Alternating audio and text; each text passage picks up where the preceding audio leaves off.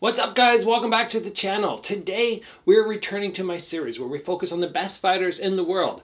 I give you 5 things that they are exceptional at with training tips so you can improve in the gym and become a little bit more like them.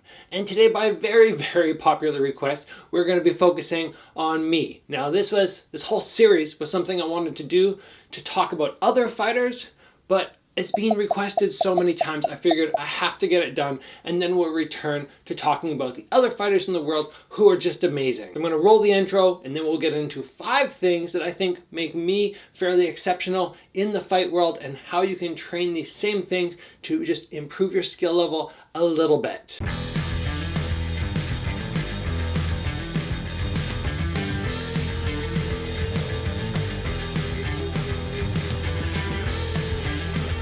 One of the questions I get on this channel so often is, Gabriel, aren't you worried about giving away too much information and then your opponents are going to take that and find ways to defeat you? And honestly, it's not something I'm massively concerned about, because all my fight footage is already out there, and all my opponents need to do is watch that, and they can pretty much glean all the information that I'm going to give you today. They can figure it all out by themselves. But you guys are probably interested to know what I think my strengths are, and then how we can just, tweak everything a little bit to just throw a little bit more like me, to maybe be just a little bit more in the ring like me. So let's start off and let's talk about point number 1, and that is going to be my left hook. I think this is something that makes me exceptional. It's something that I'm able to throw and do a lot of damage with. Now, was this pre-planned? Did one of my coaches go, okay, you're going to throw this left hook and it's going to be great for you? Or did I stumble on it? That's something worth thinking about, because it will help you guys find your own favorite technique. And the answer is, I stumbled on it. It wasn't something that my coaches said, oh, you need to really work this. I just started throwing the body shot and it started landing. And I've obviously done videos on how to throw a more effective left body hook. I'm not really going to focus on that too much today, but once I started having a lot of success with this, then I went, well, I might as well throw it up here too.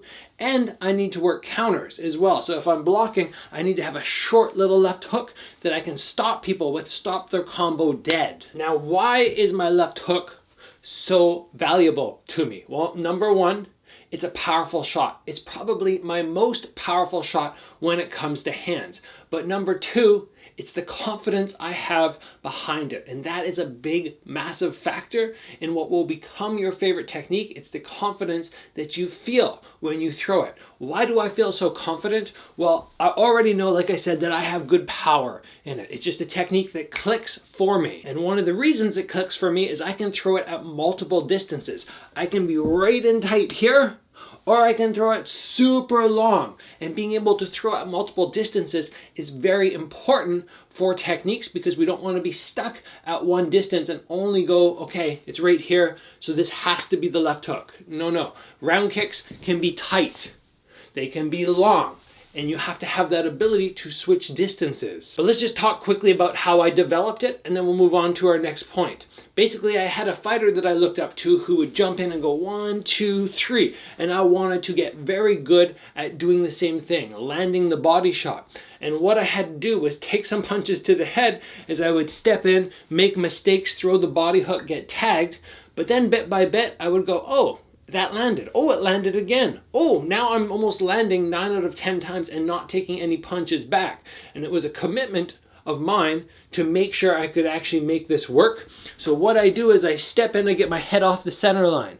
The jab comes. The cross follows right after. Those are distraction techniques. And then a long body hook. On the long body hook, curl the wrist so you're still landing with the knuckles, the top of the hand there. And then I have this length so that I don't have to go 1, 2 and step in.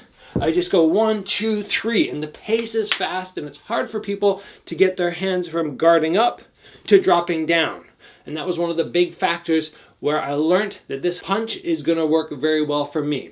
Next, let's move in to number 2. Point number 2, and we are going to talk about my balance. If you've watched my fights, you know it's very rare for me to get thrown down, and even more so, it's very rare to see me out of position. And this comes from playing around with many different footwork styles. So I had the old school karate thing where we'd bounce back and forth, I'd be facing that way. And then I transitioned to a longer square stance, but again, very bouncy. And then I've played around with staying nice and low, and then I've done the Thai style thing. And playing around with all the different styles of footwork, plus drilling balance a lot throughout the years of karate and kickboxing has just helped me become exceptional at maintaining that balance and never going down. If you want to increase your balance, simple things you can do are just elevate a leg. If you go, okay, I could stand here for probably half an hour without falling because I feel so stable, then you can do things like, okay, maybe I'm going to close my eyes. Closing your eyes and maintaining your balance now starts to make you shift. And I can feel my balance wobbling and my standing leg now has to really stabilize. Stuff like that makes you that much better on one leg. But the big thing about balance is making sure you maintain your stance.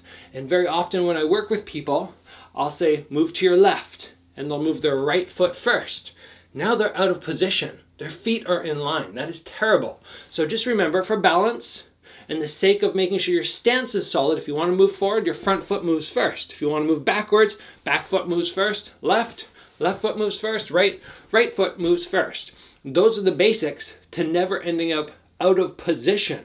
And then, like I said, just years of snap, maintaining balance. And then all the bouncing in kickboxing, it just all accumulates to me having that ability to stay on my feet and not get thrown and not be out of position with those feet constantly moving around. The next thing, which I believe makes me very difficult for opponents to get a good read on me, is the different styles I've trained in and the different ways I can fight. So early on, I had a very karate sort of style where I'd want to bounce around, I'd throw lots of high kicks, and I'd want to be at this distance. But then, as I mentioned in a video recently, I was talking about boxing. My dad took me into the boxing gym and went, we need to develop your hands. And then as my hands developed, I went, okay, instead of wanting to fight way out here, I actually prefer to get in here and get that sort of dirty, in tight boxing. And this makes it very difficult for opponents because they don't know, is Gabriel going to come and fight here? Or is he going to be way back here using range? Or is he even going to be further back throwing some fancy kicks? I mean, I might bust out a spinning hook kick. I might throw a spinning side kick. I might throw nice Dutch style combos at that middle distance, or I might get really tight and jam with that boxing, or I might go into the clinch because I went to Thailand for a long time and really worked on my clinch. I might get into there and start throwing people. And my clinch is quite exceptional as well in the kickboxing world. Maybe not in the Muay Thai world, but in the kickboxing world, the ability that I have to throw people around is fairly rare. But all of that is just to say basically there's lots of styles, and it makes it very difficult for somebody to get a read on me because I'm not coming with one fight style, I'm coming with 3 or 4. And the unpredictability and the difficulty to train for all of that, I think, is something that gives me an advantage. If this is something that you are looking to utilize, or you want to be a little bit more unpredictable for your opponents, don't restrict yourself to thinking, oh, I'm a kickboxer, and that's all I do, so I'm not going to learn clinch. Or I'm a Muay Thai fighter, and I'm really good at clinch and elbows and all the hard striking, but I'm not going to bother with spinning techniques because they're a waste of time.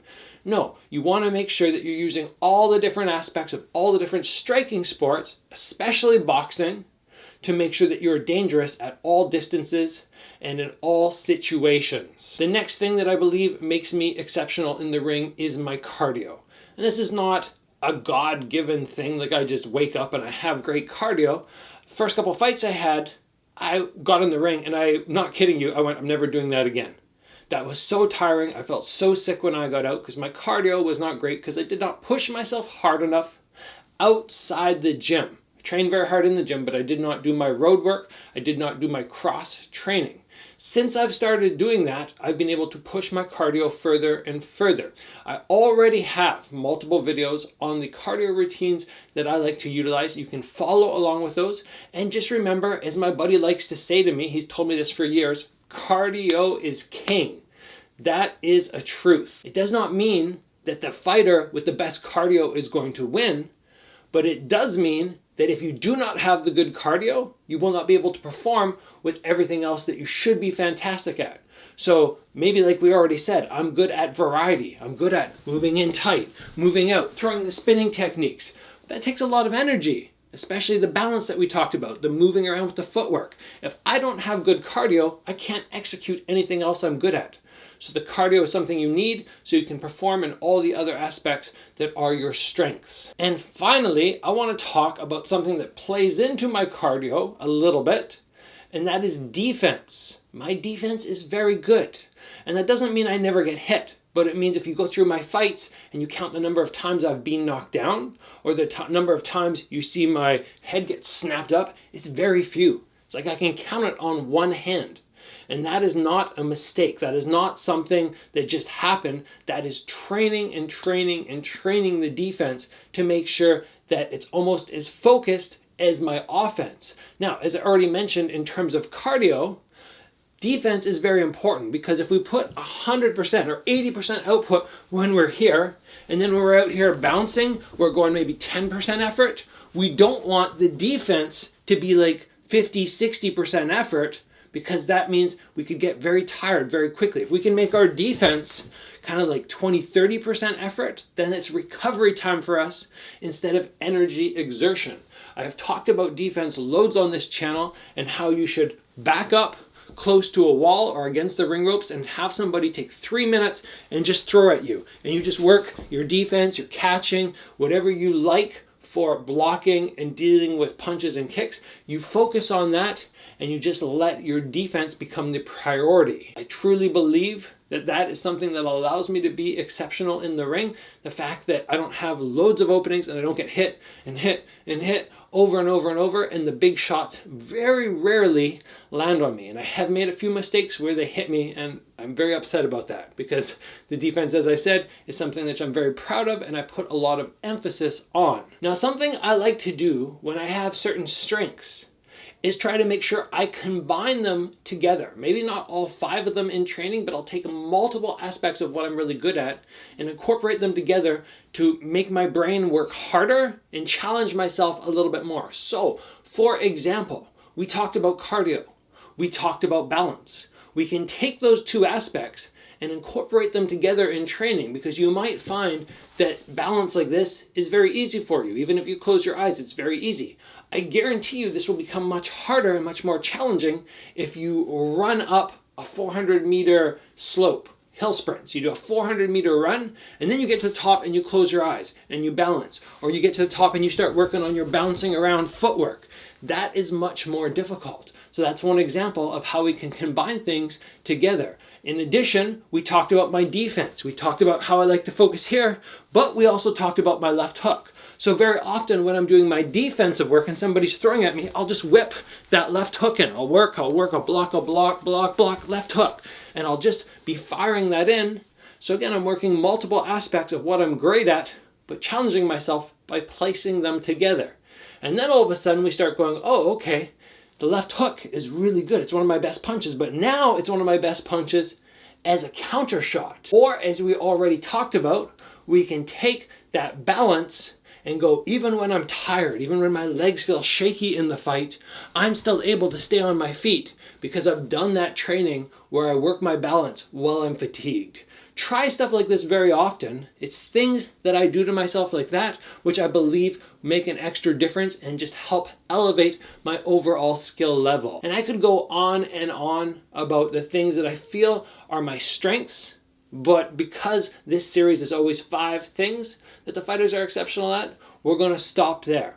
If you guys want a part 2, I've already promised a part 2 about Giorgio Petrosian, because people just went, whoa, he's so good. We just can't cover everything in 5 points. So I do have to get to that video. But if you want more of just what makes me exceptional and strong in the ring, you can definitely let me know in the comments below. If you have other fighters you want me to cover, drop it down there as well. I will add them into this series. I love this series because we're not focusing on just me normally. We're focusing on other people in the world who are doing amazing things in fight sports, and hopefully we can all learn from them. If you guys enjoyed this episode, please give it a like. If you have not already, join the channel, get subscribed. Train hard, guys, and I'll see you back here soon for another video.